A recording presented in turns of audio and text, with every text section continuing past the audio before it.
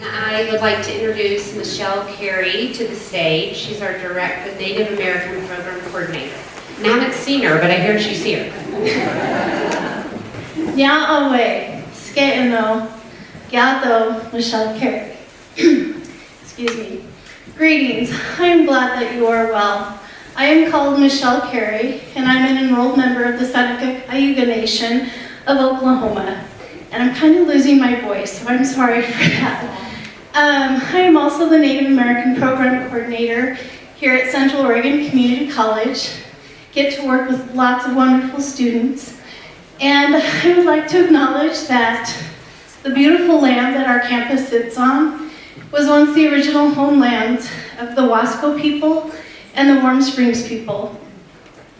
This land was ceded to the U.S. government in the Middle Oregon Treaty, of 1855. In that treaty, they retained their original and customary hunting, fishing, and gathering rights. Through that treaty, the Warm Springs Indian Reservation was created. In 1879, so quite a few years later, the Northern Paiute people were moved to the Warm Springs Indian Reservation. At that time, the three distinct tribes became known as the Confederated Tribes of Warm Springs. It is also important to note that the Klamath Trail ran north and south through this area to the Celilo Falls trading grounds. And although the Klamath tribes were never in this territory permanently, they, along with many other nations, used that Klamath Trail, and they do claim it as their own. We would like to thank the original stewards of this land and hope that our students, staff, faculty, and visitors continue to treat this land well. Thank you. And again, thank you all for being here. My name is Charlotte Gilbride, and I am the coordinator of the Nancy R. Chandler Visiting Scholar Program at COCC Foundation. Quick background on COCC Foundation. We were founded in 1955, and we provide financial assistance to students and physical support for college programming.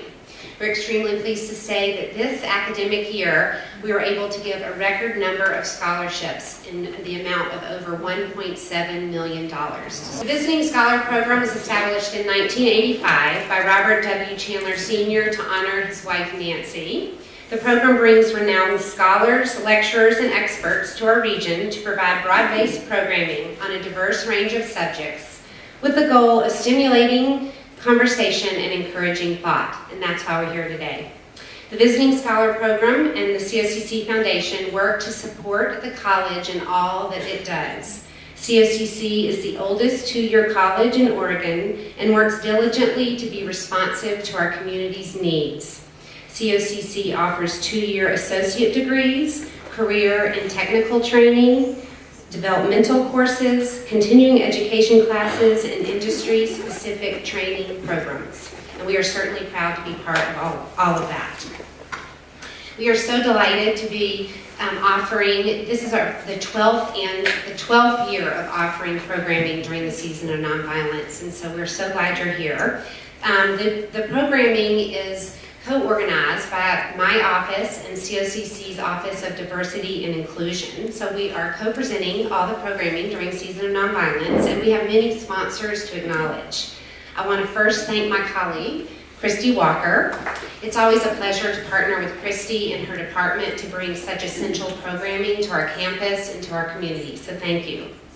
Our Season of Nonviolence programming is made possible this year by grants from the Cushman Family Fund of the Oregon Community Foundation and St. Charles Health System, and a sponsorship from Cascades Academy of Central Oregon. Without this support, we wouldn't be able to offer this quality programming at no charge to all of you, so thank you to those organizations. And lastly, the Visiting Scholar Program has annual sponsors that I'd like to thank. They are the Maybelle Clark McDonald Fund and the Associated Students of COCC. So another big thanks to them. And we're grateful for all of the support that we get. And now I'd like to introduce you to Christy Walker, like I said, COCC's Director of Diversity and Inclusion, who will give you a little bit of background on the season of Nonviolence and introduce tonight's speaker. Thanks again. Good evening, everyone. Thank you again for joining us tonight. As many of you know, especially those of you who've attended these events, over the past 12 years, COCC's Season of Nonviolence honors the legacies of Dr. Martin Luther King Jr., Mahatma Gandhi, Cesar Chavez, and Chief Wilma Mankiller. The season is designated as time to reflect on their work and to end oppression and to restore equality and respect for everyone. There are many others who have spoken out, stood up, marched, and voted on behalf of justice and equality for all. This series is dedicated to all of them and to all of us. The Season of Nonviolence was extremely important to my mentor and friend, Karen Roth. I'm so happy we were able to honor her legacy by continuing to support and promote equity and inclusion through peaceful activism and education. COCC and the Visiting Scholar Program are deeply committed to honoring diverse viewpoints, as indicated by our mission and values. These values emphasize mutual support and respect, acceptance and encouragement of different viewpoints, and creating a safe place for the open sharing of ideas. Tonight, we are delighted to be hosting Ericka Huggins. As an activist, former political prisoner, and leader in the Black Panther Party, educator and student, she has devoted her life to the equitable treatment of all human beings, beyond the boundaries of race, age, culture, class, gender, sexual orientation, ability, and status associated with citizenship. For the past 37 years, she has lectured across the country and internationally on issues relating to the well-being of women, children, and youth, restorative justice as the antidote to punitive justice, whole being education, and the role of spiritual practice in sustaining activism and promoting social change. She spent 14 years in the Black Panther Party, the highlight being her 8 years as the director of the renowned Oakland Community School from 1973 to 1981. During that time, she became both the first Black person and the first woman appointed to the Alameda County Board of Education. For 15 years, Ericka had the honor of being an instructor at San Francisco State University, California State University, East Bay, and the Peralta Community College District. During that time, she learned that as a teacher, she must first be a student, and as a student, she must be willing to teach. She believes that when we learn best by listening to and engaging one another, we serve the world. Tonight and throughout the Season of Nonviolence, we invite you to listen to and engage one another as we strive to serve our communities and in turn, the world. Without further delay, please join us in welcoming Ericka Huggins.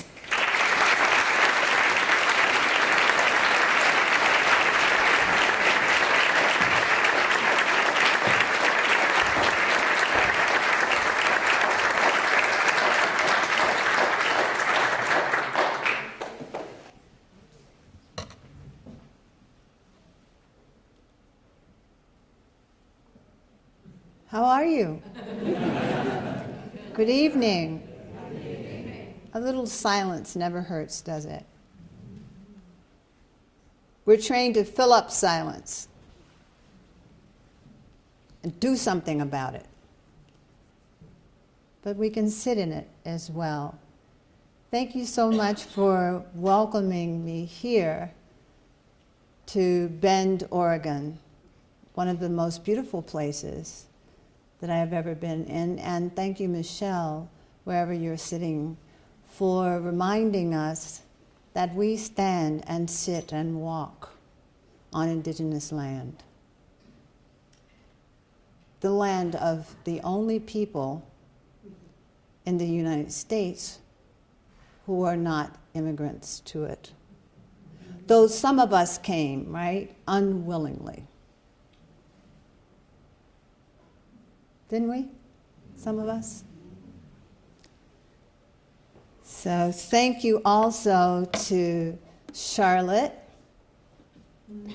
and Christy for organizing my visit and for welcoming me with such love and care. And thank you to the person who isn't here who told me how to put my mic on. And the person who's recording by film, and to Zach, who introduced himself to me. Thank you to the Visiting Scholars Program.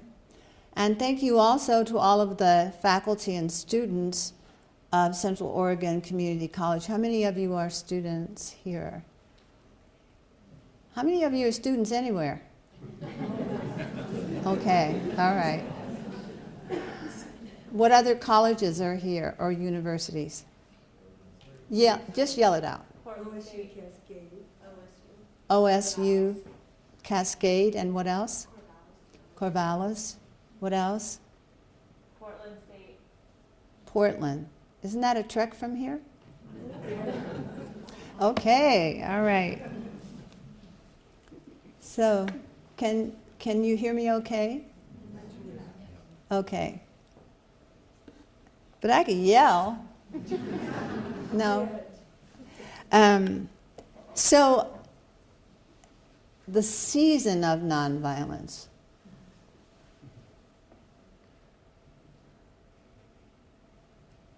My mother used to tell me during the Christmas season that it's important to remember to honor people and gift people all year round.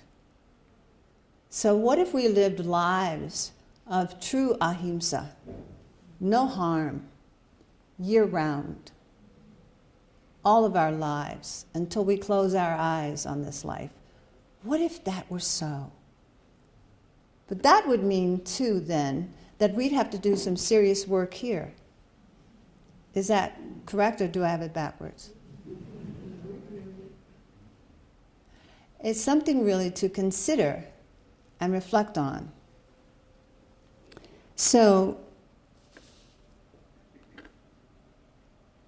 I want to thank you again, because what I talk about will be many different things. Is it better now? Is it better? It's as loud as it goes. Yeah. Yes. So I want to share a story with you. My experience of Dr. Martin Luther King began when I was 15. I attended the March on Washington for Jobs and Freedom. I was this little skinny black girl standing out there on those grounds with all those people. I could not imagine a more inspiring and loving environment. It wasn't like there was a room or a fancy hall or even a church.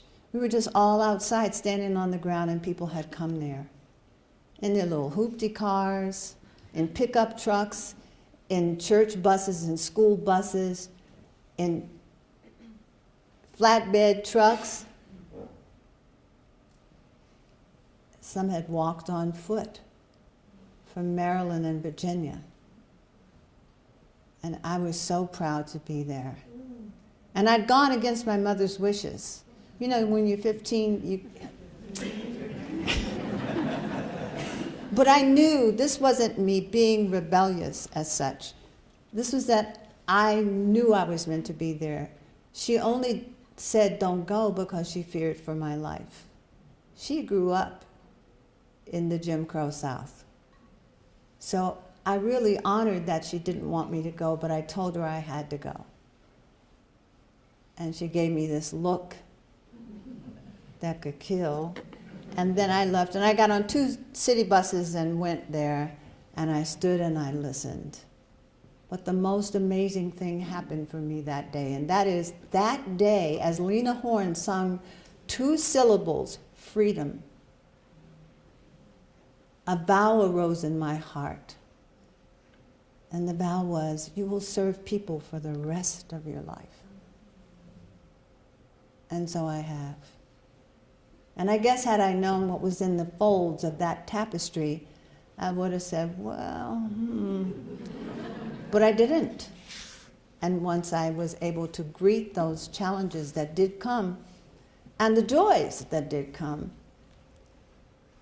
I continued to serve. And I can tell you more about why. So fast forward, some decades later, I had the great opportunity to sit at Stanford University at the Martin Luther King Research and Education Institute run by Dr. Claiborne Carson. It's not a museum. It's a archival site. And that particular day that I was there, Mahatma Gandhi's grandson was speaking. And he told this story. And it just stayed with me.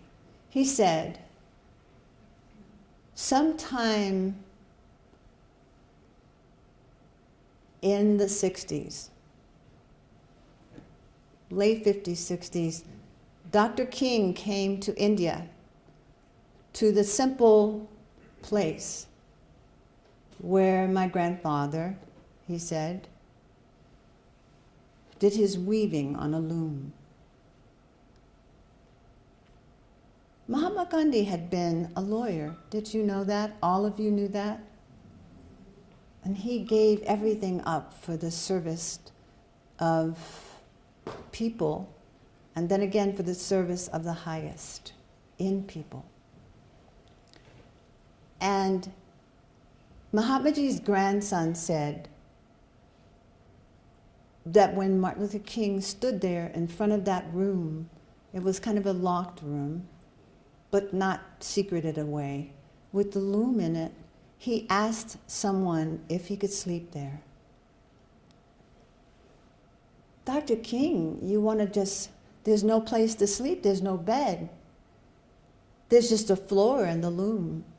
He said, if that floor was good enough for Mahatmaji, it's good enough for me. May I sleep there? Is your heart touched? Mm-hmm. And so he did. And I've never forgotten that story. No matter what I've come to know about Mahatma Gandhi or Martin Luther King or anybody else, the stories of goodness always stick to my heart. I have to carry them around with me right now. Are you carrying good stories around with you? If you're not, grab one. Take a few seconds now and grab one. A story from your life that is full of goodness and love.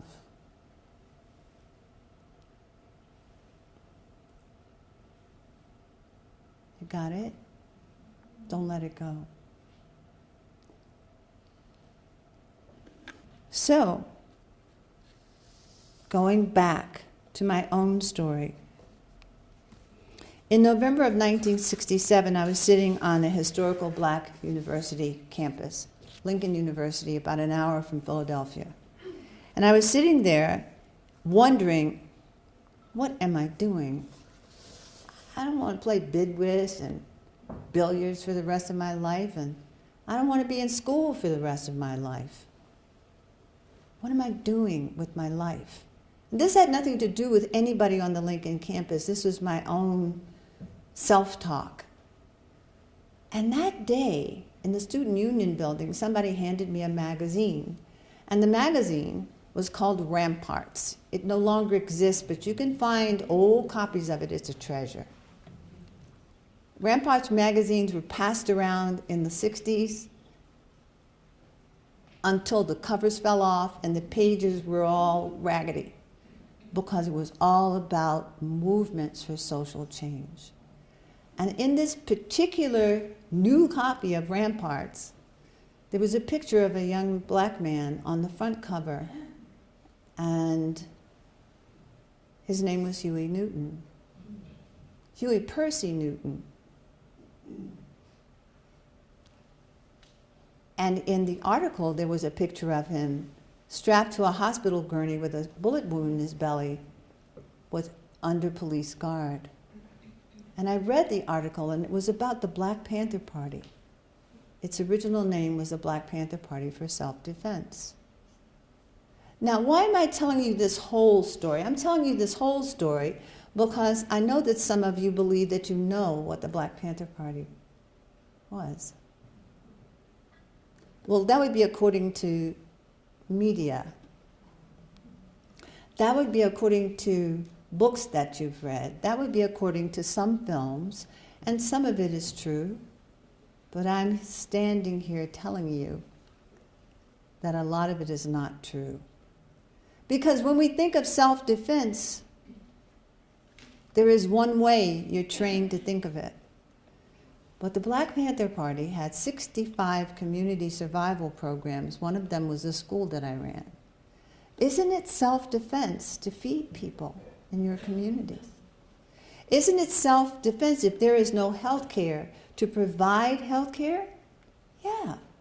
Isn't it self-defense if you see a child being harmed to support that child? That was its original belief, and then some things happened. At the time, there were some very violent processes in place under the cover of government agencies. You know, sometimes we think of nonviolence as something we have to do as individuals alone.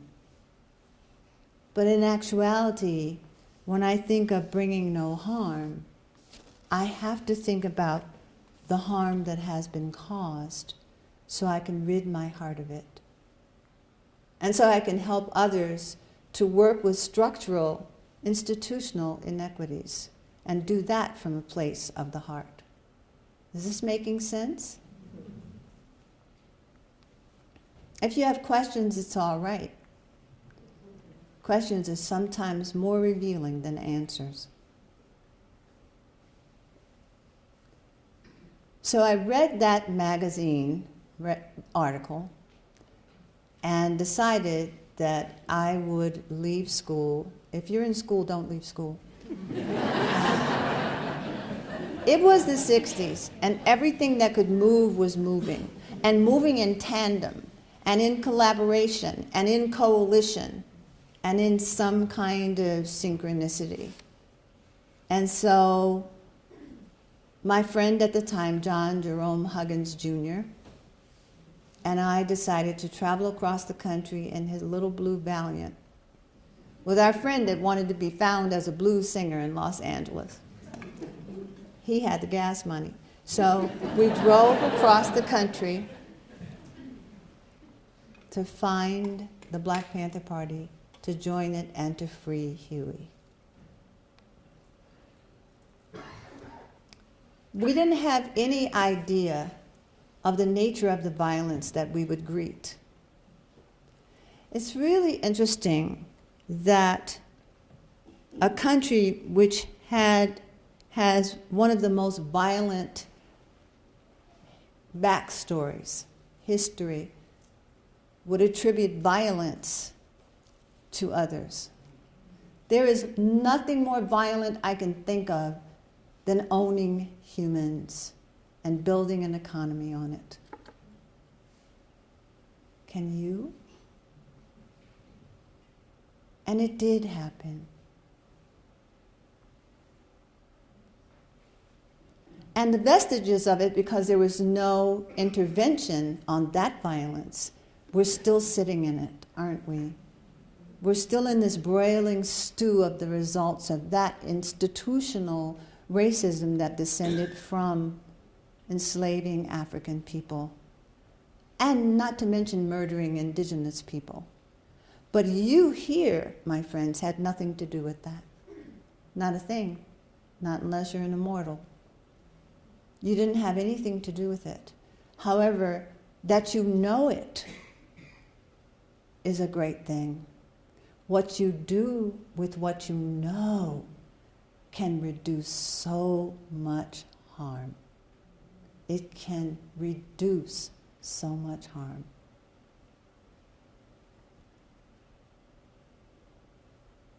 So we got to Los Angeles, we joined the Black Panther Party, and John Huggins and I, by a few months later, we were pregnant with our first child because we got married along the way.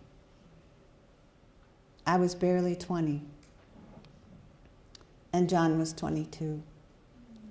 And we were doing party work, and my favorite one was to go to these rich, wealthy houses in Beverly Hills where they wanted to help the Black Panther Party. We had so many friends. And my favorite thing was to go stand next to the food table. Because I was pregnant and hungry because you didn't get paid in the Black Panther Party. The movement didn't give you a paycheck. You just did it. And so, we did all kinds of work. And in addition, John and my dear friend Al Prentice Bunchy Carter decided to become students at UCLA. The beginnings of the educational opportunity programs was happening then on college campuses under the guise of one of the titles that we call affirmative action, which, by the way, did not serve Black and brown people in the way it was intended. The beneficiaries of affirmative action statistically are white women. So all the hoo-ha about affirmative action being the ugliest thing, a detriment to society, is kind of ironic to know the truth, isn't it? So within a few months, our baby was born, and within 3 weeks, due to an FBI-orchestrated event on the UCLA campus, John Huggins and Al Prentice Carter were murdered. So in one breath, I was a widow and a single mom. We think we know who single moms are, don't we? We think we understand that. No, we don't. You never know a person's story. You never know a person's life unless you sit with them and listen. So there I was. By that time, just 21. My daughter was born in December 68. I turned 21 in January 69. John was killed in January 17. And then life went on. I knew I had to raise my daughter. I knew I had to continue to serve people. That was my vow. And so I went to New Haven, Connecticut to be with John's family, and Yale students and the African American community in New Haven asked me to stay and start a chapter of the party, and I did. And once again, the violence due to the fear that is embedded in racist actions. Racism is based in fear. All of the things, the harmful things, are somehow rooted in fear. Not even really, as Mahatma Gandhi said, in anger. It's fear. Sometimes I don't even know of what. But I do know that there are places that I enter today in the 21st century, and I will be followed. I will be asked. You're nodding your head, yep. I will be asked, can I help you? And I have to breathe and remember ahimsa, rather than saying, yeah, you can help me move. However, people are trained in a certain way. We are socialized to believe things about each other. If you think about it, what were you trained to believe about women in general? If you think about it, what were you trained to believe about men in general? About Black people, about indigenous people, about Latinx people, about Asian people, about South Asian people? What have you been trained to believe? Do you believe it? Is it true? Have you investigated what it means to take on the flavor of someone's story and make it your own?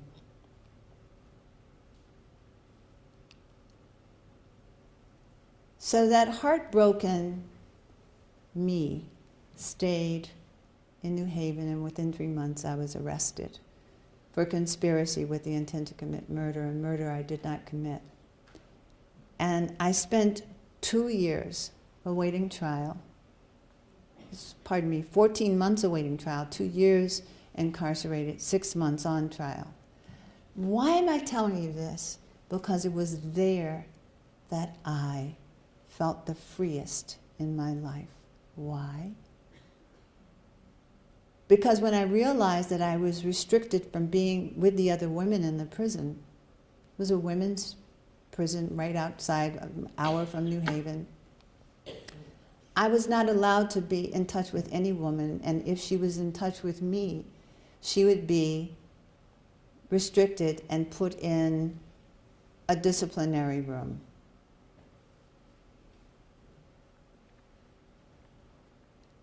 But I was grieving. I was missing my baby daughter because she had been taken from me. I could see her for 1 hour each Saturday.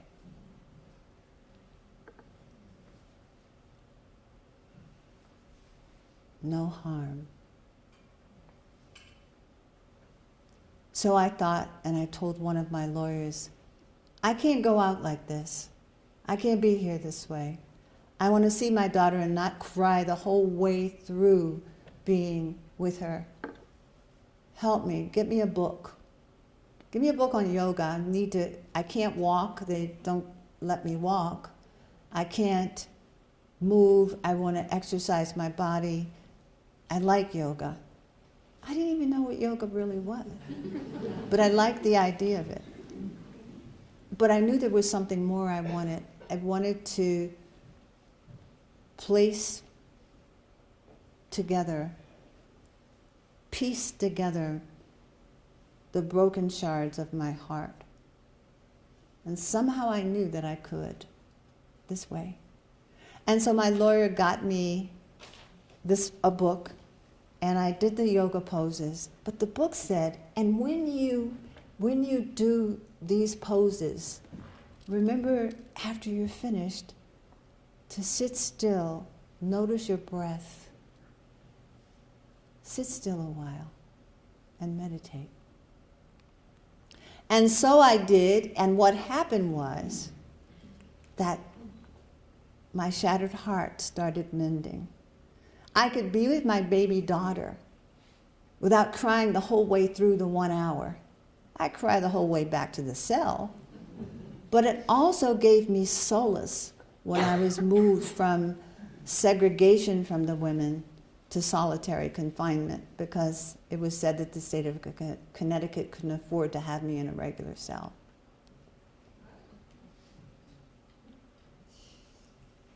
I know, it's bizarre. So this transformed my life forever. This experience of being free from the inside out. This experience showed me that freedom is an inside job. And if you know the power of what is inside you, you can't possibly look to all the things. Some of them, you got to eat, you have to live somewhere, but you can't look to everything outside of you to fix it. And that's particularly important for us today, isn't it? We want something to get fixed yesterday with all the things that need fixing. However, our ability to take care of ourselves, to care for ourselves from the inside, is really important, especially if we call ourselves activists, artivists, social justice workers, agents of change, coordinators of whatever good there is in the world. We need something to sustain us from within. This little microphone I'm wearing, when I first put it on, we realized, Christy and Charlotte and I, that it had dead batteries. So were you going to hear me? What about your battery? What about this one? Your heart? What about your mind? What about resting that? Not in meditation, that's what I do. I'm not prescribing anything for you. But some way of caring for yourselves.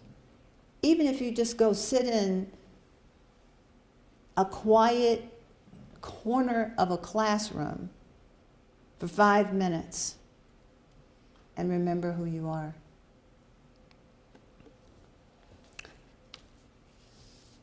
So that practice I began in that little cell, in that women's prison, an hour from New Haven, which, by the way, none of those women belonged in prison, not one of them. I believe there is a new way that we can restore justice. So eventually the charges against me were dismissed. And I was on trial with Bobby Seale, co-founder of the Black Panther Party, and they were dropped against him as well. And then, of course, we walked out into the sunshine. But then I noticed that Bobby was being handcuffed again and taken off to stand trial in the Chicago 8 trial. Some of you remember that. He was bound and gagged in a United States courtroom.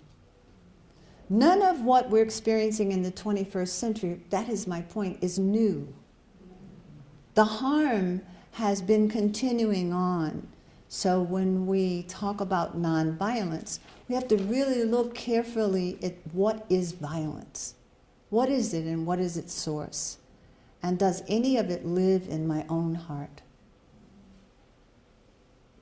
But I was that day rejoined with my daughter and eventually continued to serve people by returning to California, where I live now in Oakland. Did I tell you the benefits of sitting quietly every day since then, from 1969 to now? And easy access to the calm lake that's in every one of our hearts.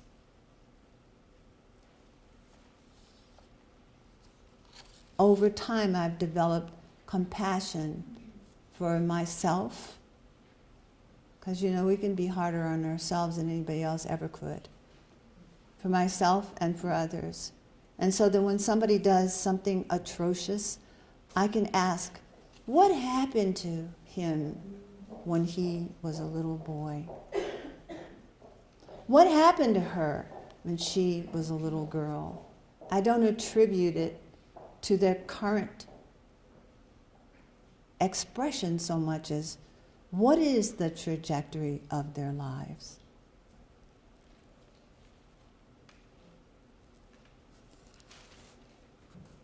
I become resilient. That's a word that gets used in a very interesting set of ways. I worked with a program, a Harvard Medical School affiliate, and the name of the program was Resiliency for Educators. And it was all about educators doing what I'm talking about now, taking time with themselves and for themselves if they're going to enter the classroom with little ones and big ones. Relaxing, remembering to breathe, noticing the quality of thoughts in your mind rather than just letting the thoughts roll and then letting them fill your mouth and then saying them. So that was wonderful work. But resilience actually is, I looked it up, and I love this definition. Spring, bounce, rebound. Don't you love those words? They're so playful and joyous. But so then I turn on the TV and I'm feeling some kind of way, especially when the news is on. And I go, okay. And then I look at my dog She could care less about whatever's on the news. What am I caring so much about that for? And she looks at me adoringly. She goes, I don't know, and goes and gets a ball. You know, resiliency, you just bounce. You just move from one thing to the other. So, it all helps, whatever it is we want to do. I don't know what it is for you. Taking a walk in these beautiful sister mountains. I keep wanting to name the mountains. I bet they had a name, huh, Michelle? My mom grew up here with two sisters, so she claims that they're named Sally, Phyllis, and Marilyn. Good. See, that's what I was looking for today. Okay, Sally, Phyllis, and Marilyn. Okay. Okay, all right. You can look out a window at a tree if you feel in some kind of way, which I'm sure you are sometime during the day. You could talk to a dog. You could talk to a baby. Oh, there's nothing like that. You could take the solace of a 6-year-old about what's going on in the world. They will tell you the truth because they have such pure view. Or you can just sit and talk kindly to yourself, which we aren't really trained to do, but we can do it. So, I wanted to tell you a million other stories. How much more time do we have? 4 hours.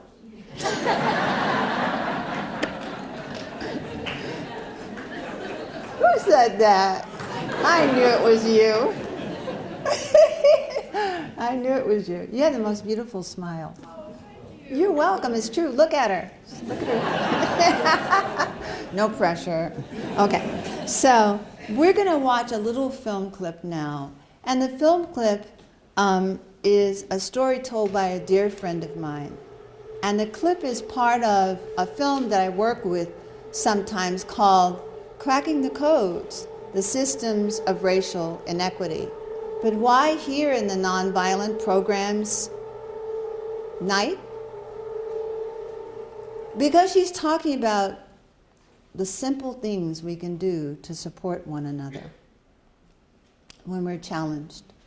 Whether the challenge is coming to someone we know or someone we don't know, it doesn't really matter.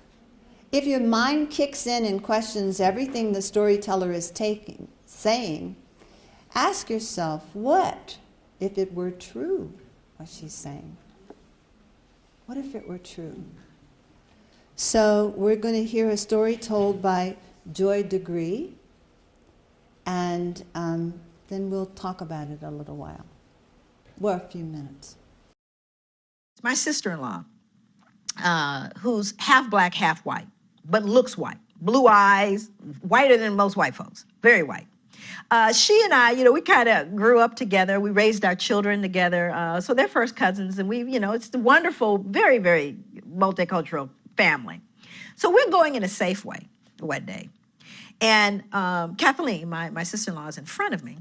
And she's, writing a check for her groceries. Now, my daughter, who at the time was 10 years old, was standing with me, and I was directly behind her, getting ready to get my groceries. So Kathleen comes up, and the checker, who is a strawberry blonde, freckled, very delightful, warm, the checker, this young woman, is talking to Kathleen. Hey, how you doing? Isn't it a nice day today? They're just chatting up. And she says, yeah. So Kathy writes her check, and she steps off to the side with her groceries because she's waiting for me.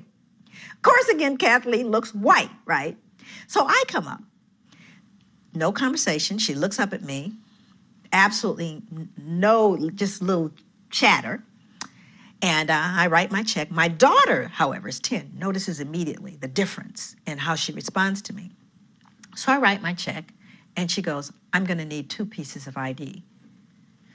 At which point, my daughter looks at me, and she gets very, very embarrassed, and tears are kind of coming up in her eye, like, Mommy, you're not going to You're not going to let her do this. Why is she doing this to us, right?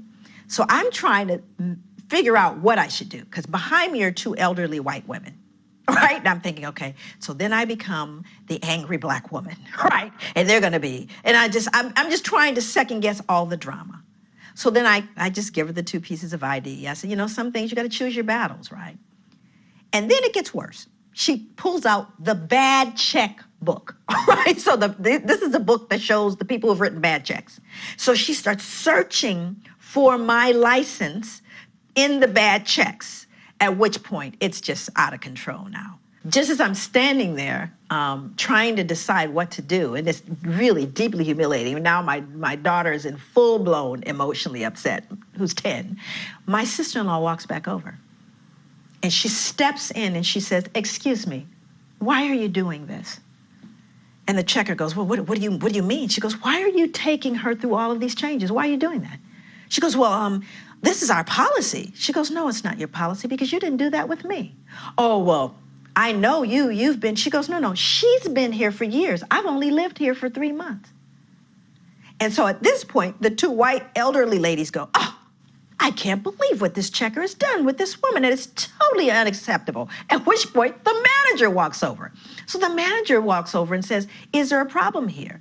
And then my sister-in-law again responds. She goes, yes, there is a problem here. Here is what happened. So you see, she used her white privilege. And even though Kathleen is half black and half white, she recognizes what that means. And she made the statement. She pointed out the injustice. And she, as a result of that one act, influenced everyone in that space. But what would have happened? I can't know for certain had the black woman said, this is unfair. Why are you doing this to me? Would it have had the same impact? But Kathleen knew that she walked through the world differently than I did. And she used her white privilege to educate and make right a situation that was wrong. That's what you can do every single day. Now, I want to say that when people, thank you for listening to it attentively and reflecting on it. I want to just say that when some people listen to this story, their minds get the best of them. Because I facilitate conversations using this story, they say, but I don't know that I should interrupt. I don't know that I should step forward. That's not all of what the story is about. It's not about taking a physical action, saying words verbally. It may be simply about standing there or standing up or speaking up. I was with a group of nuns in the Midwest at a Catholic college. And they told me that they write letters to everybody all the time. And sometimes we think there is nothing we can do, but what Joy is saying is that there is always something we can do. And I think that sometimes we get very, very, very cerebral when it comes to helping others. So now what I'd like you to do, just for a couple of minutes, is turn to one person next to you and talk about what happened when you watched and listened to the story. And please don't critique the filmmaking. That's derailing the train, isn't it? Stay with the story. What did the story mean for you? To just turn to one person, and if you don't know each other, that's fine. Now you can. Okay. The more we talk, the more we can talk. The more we listen, the more we can be listened to. And so I just wanted to leave you with the story. And we won't be talking about it in a larger group, but we are going to have a time for question and answers. But I wanted to share a very beautiful story with you before we do. Two beautiful stories. I have a friend whose name is Albert Woodfox. Some of you may recognize that name. Albert spent 44 years and 10 months in solitary confinement.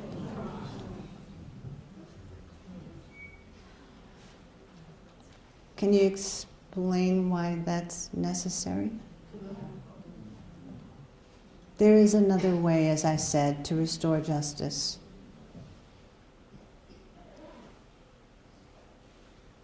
So anyway, Albert is free and has been for a few years, and I was in San Francisco where he spoke. I intentionally went there. He spoke with Robert King, who spent 37 years in solitary confinement. Both of them were members of the Black Panther Party.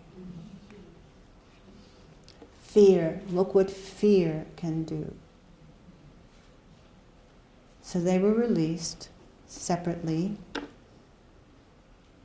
At any rate, I went over to Albert. I wanted to, you know how when you're in the presence of someone whose life is just so striking, you want to honor them by not chatting them up, by not being all in their space. And so I bought his book. You can buy it. It's called Solitary, Albert Woodfox. And I took the book to him. He was signing books. And he said, "Hey, Ericka," with this big smile. And I said, "Hey, Albert, how's it going?" He said, "You know, all those years, I remained the human being I am. And I still stand unbroken."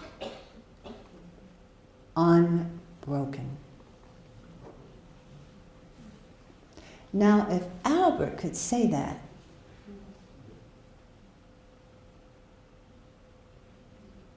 having lived in those years under the most inhumane circumstances that I can imagine, because, you know, as humans, we're pack animals. We really are. We have to have our people. So I wanted to share that with you, and then I want to share a story of a little boy in Boston.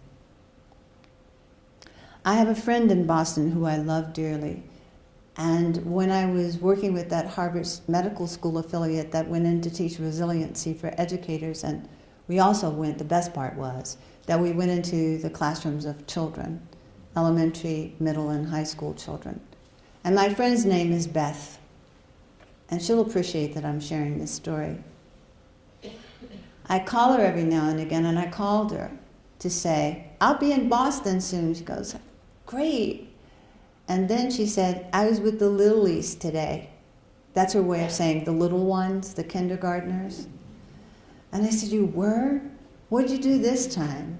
And she goes into the classrooms, and she really just makes the time she's with them about their experience of their greatness, their brilliance, and their profound value on the earth.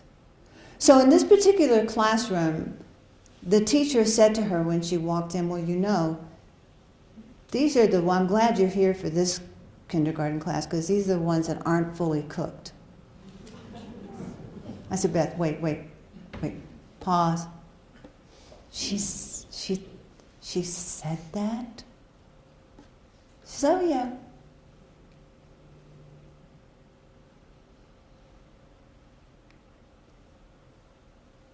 I said, "Okay, go on with your story."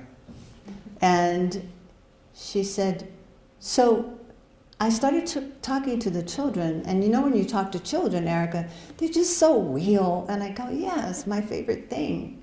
And she said, "So I was telling them about their value and the power of their value, and it dawned on me that I could talk to them about superpowers." And I go, "That's really cool. What'd you do?" She said, "I asked them what their superpowers were." And one little girl said, "Well, I don't know if I can fly yet, but I believe I can." And another child said, "Well, I'm just a really good friend. That's my superpower." And then she said, a little boy with big brown eyes said, "My superpower is love."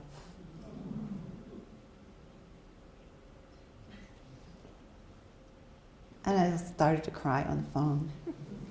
And I said, "Beth, that is the superpower of superpowers, and we all have it. Can I share this story with people?" And she said, "Yeah, please share that story." It's your superpower. You have it. Nothing can touch it. Nothing can remove it from you. Nothing can put holes in it or make it less than it is, because it's infinite and it's yours and you were born with it. So there. So remember that little boy. He was 5. And even if you're not 5 anymore, remember that your superpower is love. And I want to thank you for listening, for watching, for engaging, for smiling, for tearing up, for reflecting, for doubting, and reflecting some more. This is what we have to do. So thank you for being in this temporary learning community for the evening, and take something that you want to walk away with. Take it with you into your life. So now we're going to have time for questions and answers, or answers and questions. Or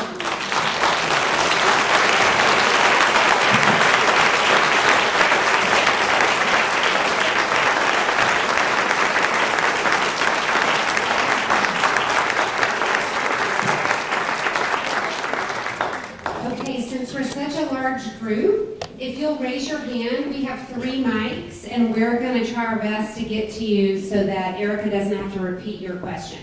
How's that for the rules?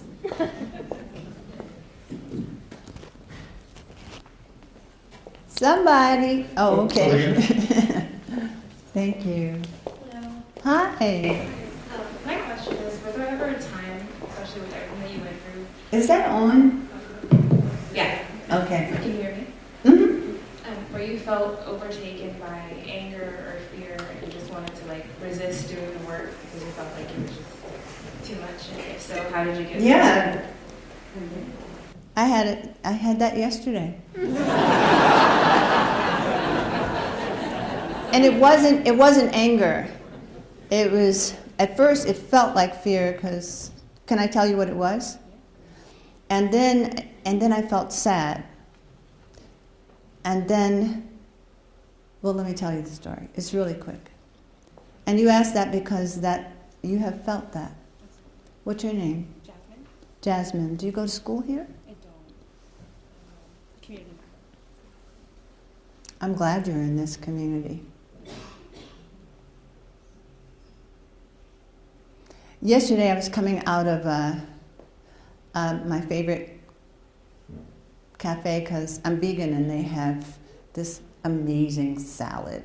I wish I could share it with you. It's just so amazing. So I'm walking with my salad. It's a sunny day in Oakland, California, where I live. And this guy walks by, this, seemingly okay guy, but he wasn't.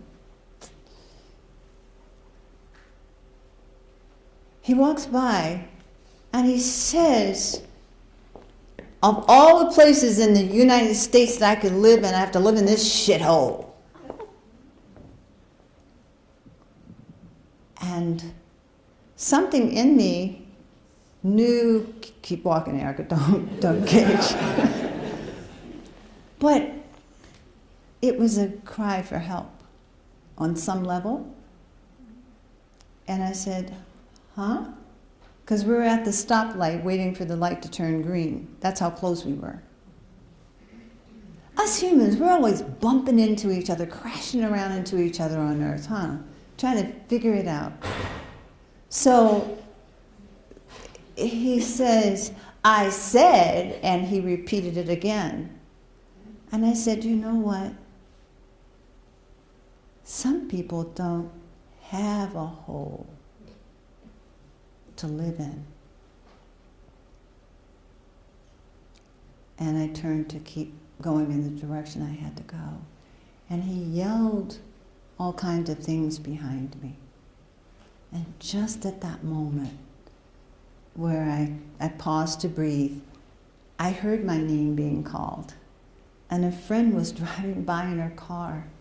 Ericka, I'm so glad to see you. Can we have tea? Can we have... And all of it went. I remembered that it was okay what I said to him, because he shouted the epithets. Then when he realized I wasn't fueling anything, I could hear him retreat into whatever wounded place he lives in. He was a young white man with glasses, dressed nicely. And I had to think, I didn't tell anybody, you're the first person I'm telling. I'm telling her.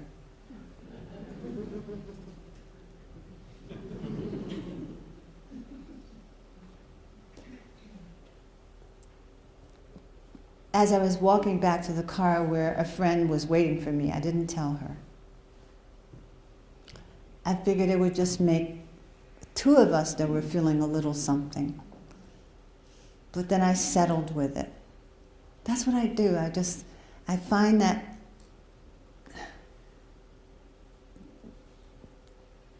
the place that I go to when I'm very quiet, that really is untouched, and I go there. It's not a retreat. It's not a quick fix. It might take the whole day. But as I'm telling you, I'm glad that it happened because I could tell it to you. Does that make any sense? I can tell it to you, Jasmine. And I wished him well on the way home. After I was done with it, it took a few minutes. But when I was done with it, I just sent him all kinds of hopeful thoughts, wellness. Now, if I see him again, I don't know that I would make any comment at all. That's something I learned for myself. But a lot of us are walking wounded. And we take out our unbearable rage on people we think, we don't think they deserve it. We just think we can do it. It's okay. It's not okay. So I just found a friend to tell a story to. You find a friend to tell a story to. Don't walk around with stories in your heart that sting. There's nothing wrong with you. There's absolutely nothing wrong with you. Even if you're in a world that doesn't see you and dismisses you and does not perhaps include you. I hope that's helpful. Is that helpful? Thank you. Oh, that's the first time I've seen you smile. I noticed you when I was standing up there. Another, yes.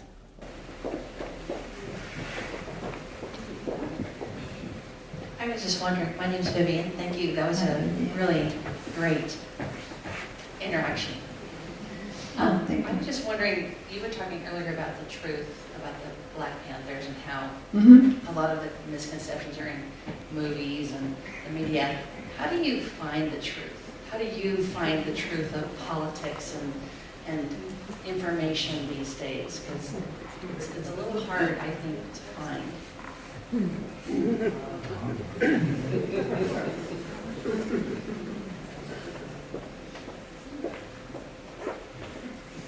Well, I think that's what I was talking about tonight. the truth is beyond the things we think are true, or should be true, or could be true, or used to be true, or any of those other things.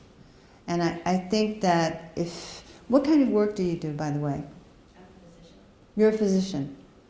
So you have the great good fortune of healing people, and sometimes there is nothing you can do. Is that right? So I know that you know better than I do the truth of that profession is to give as much as you can to the person in front of you. And that's kind of period. Give yourself fully, your skills, your knowledge, your love and caring. And if the hospital systems have boo-boo going on, you know what boo-boo is? If there's boo-boo going on in that hospital or in that clinic, that should not hinder you from being with that person who is under your care. Does that make sense related to the question you just... In other words, I think that what's going on in our world today, the fires in Australia, any number of things on the evening, morning, middle of the day, every minute news, the occupant of the White House, all of these things sit with us. But if they get in the way of you caring, then those things are not important. So the truth is to know your purpose. This is my experience. I can't speak for anyone else. The truth is to know your purpose in your life and to stay focused on it. And then to do the best you can do with the other things as well. As I said, what we're experiencing is not new. Not new. If I told you stories that my mother told me when I was a little girl, my mother is gone on now, but she was born in 1918. I can't even begin to tell you the story she told me. None of this is new to some of us. So maybe you can remember that. None of this is new to some of us. And there are communities that are suffering that have always suffered. And I don't believe that suffering is the only way humans can experience this planet, but I don't believe that all of a sudden it's worse. The other thing, speaking of the planet, that I do that gives me some ease is being in nature and with nature. And letting the earth know that I care. In little ways. None of this has to be a big whoop. We were just talking about how it's like, so, what did you tell me? It's just so simple. Super simple. Super simple. You know, I'm not going to put toxic things in my garden. My garden's not fancy either. And I'm not going to kill all the spiders and bugs in it. There's just certain things that are so simple. You know, just simple. Simple ways that we can engage from day to day. And so that's all I can tell you. Because I just refuse to let it, a 16-year-old told me this. She told me this 10 years ago, but it still works. I have to watch not to let things yuck up my yum. But in other words, there's always joy. There's always joy. There's always joy. And I could tell you a million stories of how I've experienced it traveling around the world with people who live in unbelievable conditions of poverty. And there's this wellspring of joy. It's part of being human. Thank you, Vivian.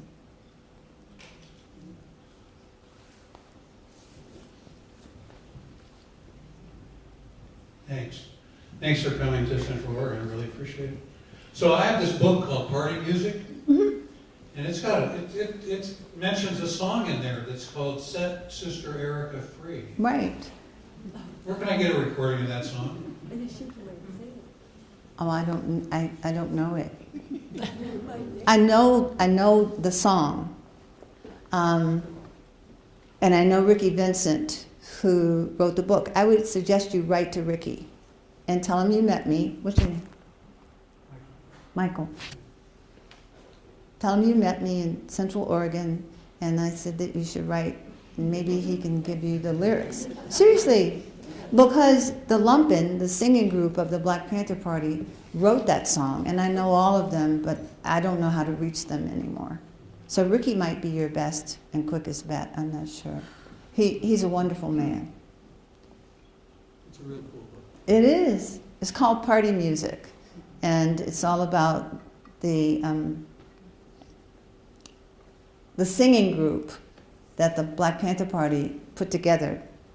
And they were sort of like the stylistics, that kind of sound, you know that sound? Or sometimes like the Temptations. But their lyrics were revolutionary. So yeah, they sung on the Yale New Haven Green when I was incarcerated. Yeah. Thank you. One more question, I guess? One more, or how many more? Okay. If you have a question that you're going to get home and say to yourself, dang, I wish I had asked that question, what was on my mind? Then you should be one of the people to raise your hand. Okay. But there was somebody back. Yes, okay. Given your life experience and what you know now about our environment and our government, do you think do you think there could be an organized resistance of that scale? And what would be the closest thing currently in terms of a social justice or Black Panther self-defense as? Yeah. Well, I just want to say that there probably is something happening already. Because we cannot see it or don't hear about it in social media doesn't mean it doesn't exist. Why do I say that? Because I have had the good fortune of meeting so many wonderful young people. It's always young people. Thank goodness. Although I do wish my generation and the generation right below mine would work in concert with young people. So that's what I'm getting at. I'm getting at collaboration and coalition. I think that one thing, if we were to form a really significant grassroots movement, and I don't use the term grassroots lightly at all, having participated in that for the good portion of my life, it's hard work. However, rather than having silos, LGBTQIA plus and here, and then Black people here, and then Latinx people here, and then the ability organizations over here, and the Asian and Asian American and South Asian organizations here, and indigenous organizations there, we could work together. My hope is that someday we can work together like we did in the 60s. That is what made us so powerful and so frightening. We were under such siege at the time that we knew there was power in working together. There's a film you should see. It will inspire you. What's your name? Robin. I can't hear you. Robin. Robin, nice to meet you. It's called First Rainbow Coalition. And no, Jesse Jackson did not start the Rainbow Coalition. He did not. It was started by 3 organizations working together. The Young Patriots, who were white and poor from the Appalachian Mountains, the Young Lords Party, with Puerto Rican activists, and the Black Panther Party. See it. It'll touch your heart. It'll give you a nice chunk of history. It's an independent lens film, so you can access it various ways. I don't know if it's being screened up here or not, but the director is Ray Santisteban. It is powerful because it shows how we work then. It's people from that time and footage and so on. It's a documentary, okay? But coalition, we're in silo land a lot, and I don't know why that is, and I don't have any judgment about it. But I was hoping that at some point we could work together again. And I personally love intergenerational conversation. And if anybody ever invites me to be on a panel, an intergenerational panel, as long as I can get there, I'm part of it. It's powerfully important. So thank you. I think that's the end. Do we have one more question? Could you just repeat the title of that documentary? First Rainbow Coalition. Thank you. Okay. Is that it? That's it. Okay. Great.